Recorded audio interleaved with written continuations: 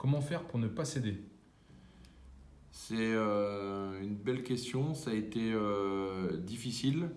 On s'est rapidement mis en ordre de marche dès qu'on a appris ce confinement, ce nouveau confinement, j'ai envie de dire. Il y a eu une réelle volonté de toute l'équipe de s'accrocher. On a fait un point avec l'ensemble des collaborateurs. Tout le monde s'est mis en mode guerrier, j'ai envie de dire. Et on a créé un petit groupe pour gérer les réunions de crise. Et tous les jeudis, on se réunissait pour faire un point et innover, se réinventer pour trouver des solutions et faire, si possible, l'ouverture de toutes nos agences. Alors, malheureusement, on n'a pas su le faire sur toutes les agences. On a dû quand même procéder au chômage partiel. Mais dans l'ensemble, on a réussi à ne pas céder. Les petits gestes pour s'aider au quotidien. Ça a été beaucoup de visioconférences, beaucoup dans la communication, dans la transparence avec nos équipes. On a revu les objectifs managériaux, on les a redescendus un petit peu pour garder tout le monde motivé avec des objectifs réalistes par rapport à la période. Et ces visios ont permis justement de créer les échanges et de continuer à emmener les équipes vers la réussite. Quelle est votre définition du rebond? La définition du rebond, je dirais que c'est de préparer le déconfinement.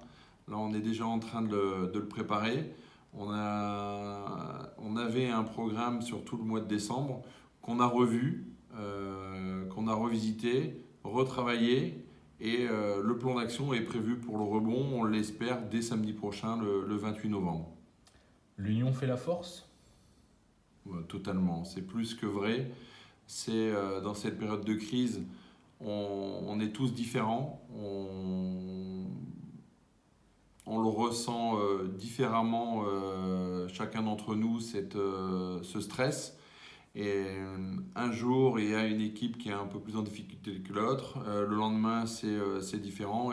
Et à force d'échanger, de se motiver, on garde tout le monde soudé. Et c'est vraiment la meilleure manière pour s'en sortir. C'est vraiment tous ensemble. Comment voyez-vous l'après? L'après peut faire peur puisque vous sortez d'une première vague et on pense en être sorti. Quelques mois après, vous arrivez dans une deuxième vague. Actuellement, dès à présent, on parle déjà qu'il pourrait y avoir une vague 3. Aujourd'hui, pour nous, l'après, c'est se projeter vers d'autres objectifs. Et les notes sont simples, claires, c'est d'ouvrir de nouvelles agences. On a pour ambition en 2021 d'ouvrir 40 à 50 agences et on se projette de cette manière-là. Et pour nous, l'après, c'est ça, c'est être à 70, 80 agences à fin 2021. Et c'est notre manière à nous de nous emmener et de ne penser qu'aux points positifs.